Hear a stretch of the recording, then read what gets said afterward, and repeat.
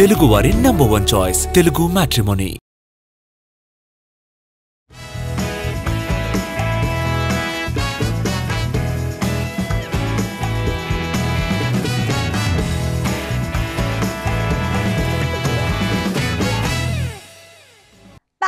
Cinema చేయడం కాదు, promotions కూడా అలాగే చేసినప్పుడే కదా మన సత్తా ఏంటో తెలిసేది. రాజమౌళి తాజాగా చేస్తున్నది ఇదే. వారణాసి సినిమా విషయంలో ఈయన ఫాలో అవుతున్న స్ట్రాటజీ, వేస్తున్న ప్లాన్, చేస్తున్న ప్రమోషన్ అన్నీ యూనివర్సల్ గా ఉన్నాయి. మరి ఆ గ్లోబల్ ప్లానింగ్స్ ఏంటో ఎక్స్క్లూజివ్ గా చూద్దామా?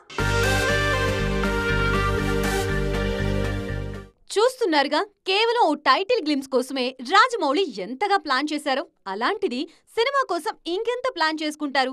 పైగా బడ్జెట్ కూడా తక్కువేం కాదు. RRR తో గ్లోబల్ మార్కెట్ ఓపెన్ అయింది కాబట్టి వారణాసిని ఎక్కడా తగ్గకుండా చూసుకుంటున్నారు దర్శకధీరుడు. ఇప్పటికే హాలీవుడ్ లోనూ దీన్ని హాట్ టాపిక్ గా మార్చేశారు జక్కన్న. డే 1 నుంచే తన ప్లానింగ్ అప్లై చేస్తున్నారు రాజమౌళి. అలా టీజర్ విడుదలైందో లేదో అప్పుడే హాలీవుడ్ మీడియాకి ఇంటర్వ్యూలు ఇచ్చారు మహేష్ బాబు, ప్రియాంక చోప్రా, పృథ్వీరాజ్ సుకుమారన్. ఇంటర్నేషనల్ గా ఈ సినిమాకి బజ్ పెంచడానికి రిలీజ్ కి ఏడాదిన్నర ముందే ప్రమోషన్ మొదలుపెట్టారు రాజమౌళి. తాజాగా తన ప్రమోషనల్ స్ట్రాటజీలో వేగం పెంచేశారు జక్కన్న. అవతార్ 3తో తన సినిమాని లింకప్ చేసే ప్రయత్నాలు చేస్తున్నారు దర్శకధీరుడు. ఇది గాని సక్సెస్ అయితే గ్లోబల్ రేంజ్ లో మహేష్ బొమ్మ మారుమోగిపోవడం ఖాయం. వారణాసి టీజర్ ను అవతార్ 3 సినిమాతో జత చెయ్యాలనే సన్నాహాలు జరుగుతున్నాయి. అది కూడా ఇండియాలో కాదు, ప్రపంచవ్యాప్తంగా. అవతార్ 3 పై అంచనాలు ఎలా ఉన్నాయో చెప్పనక్కర్లేదు. అలాంటి సినిమాతో వారణాసి టీజర్ గాని యాడ్ అయిందంటే ప్రమోషన్ టాప్ గేర్ లోకి వెళ్ళిపోతుంది. జక్కన్న కూడా ఇదే ప్లాన్ చేస్తున్నారు. మామూలుగా తన చిత్ర ప్రమోషన్స్ చివర్లో ప్లాన్ చేసుకునే రాజమౌళి వారణాసి కోసం ఇంటర్నేషనల్ మార్కెట్ దృష్టిలో పెట్టుకుని అన్నీ ముందుగానే ప్లాన్ చేస్తున్నారు. 2027 సమ్మర్లో సినిమా విడుదల కానుంది. అఖండ 2 విడుదల చుట్టూ అనంత అనుమానాలున్నాయి. చివరి నిమిషంలో సినిమా రిలీజ్ ఆగిపోవడంతో ఫ్యాన్స్ కి షాక్ తప్పలేదు.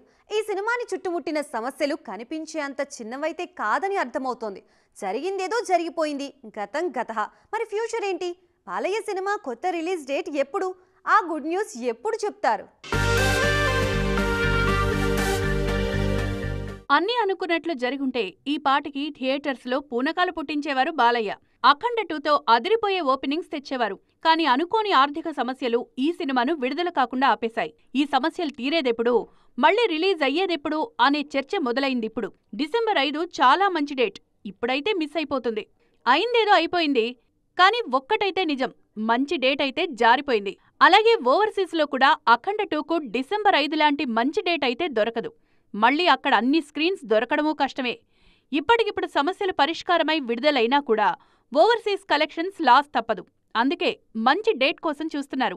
అఖండ 2 సమస్యలు అలాగే కంటిన్యూ అయితే ఇంత మంచి రిలీజ్ డేట్ మళ్లీ ఎప్పుడు దొరుకుతుందనేది ఆసక్తికరమే. నెక్స్ట్ పాసిబుల్ డేట్స్ ఓసారి చూస్తే డిసెంబర్ 12 ఉంది. కానీ అదే రోజు people media factory Mowgli, Karthi నటిస్తున్న అన్నగారు వస్తారు లాంటి సినిమాలున్నాయి.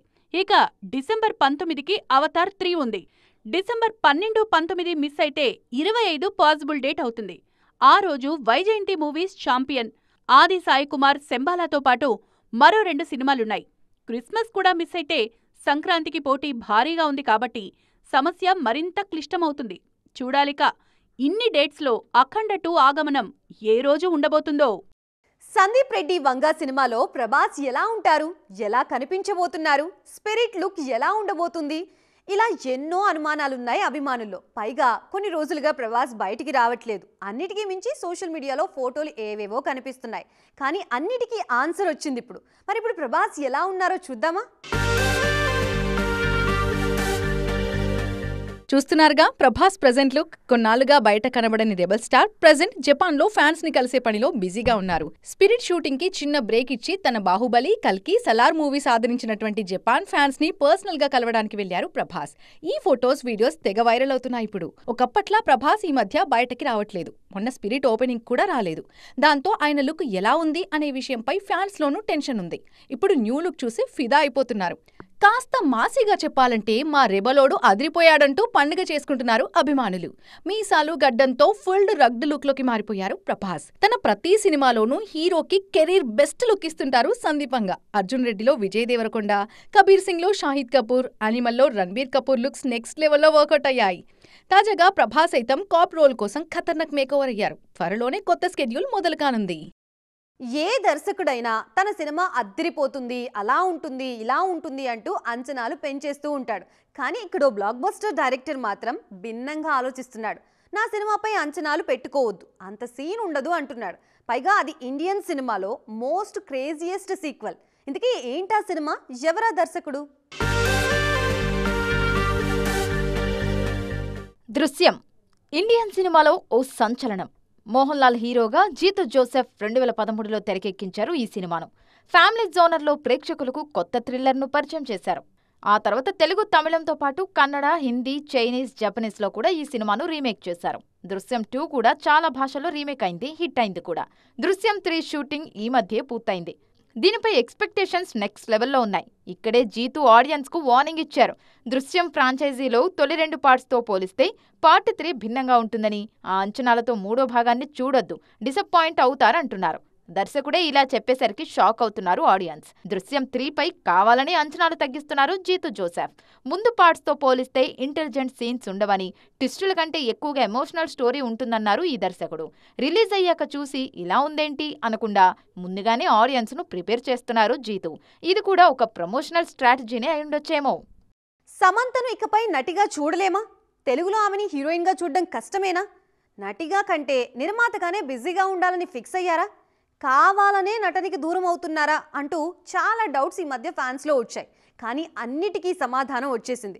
పెళ్లైన వారంలోపే వర్క్లో బిజీ అయిపోయారు శామ్. ఒకప్పుడు ఏడాదికి కనీసం 2-3 సినిమాలు చేస్తూ వచ్చిన సమంత 2-3 ఏళ్లుగా సినిమాలే చేయట్లేదు. మొన్న మధ్య శుభం సినిమాతో నిర్మాతగా మారారు. సినిమాల కంటే వెబ్ సిరీస్లతో బిజీ అవుతున్నారు ఈ బ్యూటీ. హిందీలో రక్త బ్రహ్మాండ్ సిరీస్ చేస్తున్నారు ఇప్పుడు. దీని తర్వాత మరో సిరీస్ కూడా లైన్లో ఉంది. ఈ మధ్య దర్శకుడు రాజ్ నిడుమరును పెళ్లాడారు శామ్. పెళ్లి కారణంగా కొన్నాళ్లు నటనకు దూరంగా ఉంటారేమో అనుకున్నారంతా. కానీ కొన్ని రోజులుగా పెండింగ్లో ఉన్న మా ఇంటి బంగారం షూటింగ్లో జాయిన్ అయ్యారు ఈ బ్యూటీ. నందిని రెడ్డి తెరకెక్కిస్తున్న ఈ సినిమాకు నిర్మాత కూడా సమంతే. గతంలో ఈ కాంబినేషన్లో వచ్చిన ఓ బేబీ మంచి విజయమే సాధించింది. అనివార్య కారణాలతో కొన్నాళ్లుగా నటనకు దూరంగా ఉన్న సమంత ఇకపై మళ్లీ బిజీ అయ్యేలాగే ఉన్నారు. అన్నీ అనుకున్నట్లు జరిగితే మా ఇంటి బంగారం తర్వాత శామ్ మళ్లీ వరుస సినిమాలు సైన్ చేస్తారేమో అనే టాక్ వినిపిస్తోంది. మొత్తానికి ఇటు పర్సనల్, అటు ప్రొఫెషనల్ లైఫ్ బానే బ్యాలెన్స్ చేస్తున్నారు సమంత. చూడాలిక శామ్ న్యూ ఇన్నింగ్స్ ఎలా ఉండబోతోందో. తెలుగు ఇండస్ట్రీలో టికెట్ రేట్లపై నిర్మాతల మధ్య ఏకాభిప్రాయం లేదనే క్లారిటీ చాలా రోజులుగా ఉంది. ఏ ఒక్కరు మీడియా ముందుకి వచ్చినా ఈ విషయం ఇట్టే అర్థమైపోతుంది కూడా. తాజాగా మరో 2 అగ్ర నిర్మాతలు కూడా టికెట్ రేట్లపై ఓపెన్ అయ్యారు. మరి వాళ్ళు ఏమంటున్నారు? ఎందుకు పెంచాల్సి వస్తుంది? అసలేంటి టికెట్స్ హైక్స్ ముచ్చట? ఈ రోజుల్లో పెద్ద సినిమా వస్తుందంటే చాలు ఎలా ఉంది అని అడిగే కంటే టికెట్ రేట్లు ఎంత పెంచుతున్నారనే టాపిక్ ఎక్కువగా నడుస్తుంది. దీనిపై నిర్మాతలు కూడా ఒక్కొక్కరు ఒక్కో అభిప్రాయంతో ఉన్నారు. ఎవరూ ఒక్క ఒపీనియన్ చెప్పట్లేదు. కొన్నిసార్లు పెరిగిన రేట్లు సినిమా ఫలితాలపై కూడా ప్రభావం చూపిస్తున్నాయి. అయినా కూడా హైక్స్ ఆపట్లేదు. ఇండస్ట్రీలో సీనియర్ నిర్మాతలు ఈ టికెట్ రేట్లపై ఎవరి అభిప్రాయాలు వాళ్ళు చెప్తున్నారు. తాజాగా సురేష్ బాబు టికెట్ రేట్స్ మీద మాట్లాడారు. అవి అందుబాటులో ఉండాలి అన్నది తన ఉద్దేశమని, సినిమా వాళ్లకు సబ్సిడీలు ఉండవు, అందుకే కొంత రేట్స్ పెంచాలంటున్నారు ఈయన.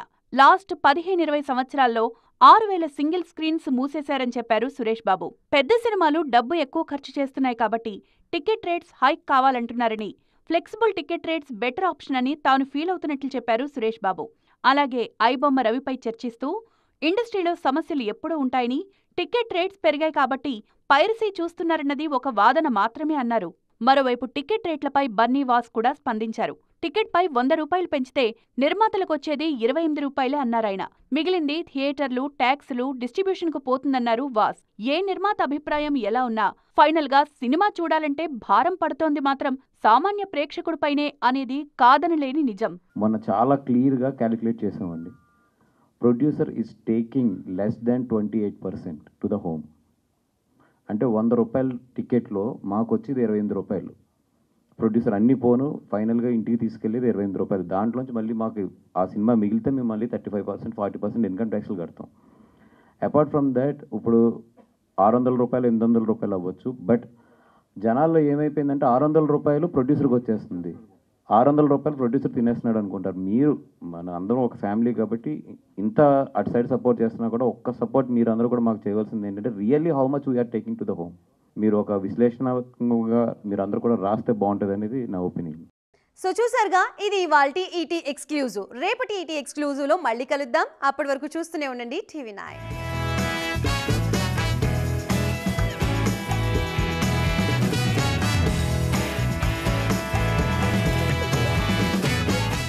తెలుగువారి నంబర్ 1 చాయిస్ తెలుగు మ్యాట్రిమోనీ.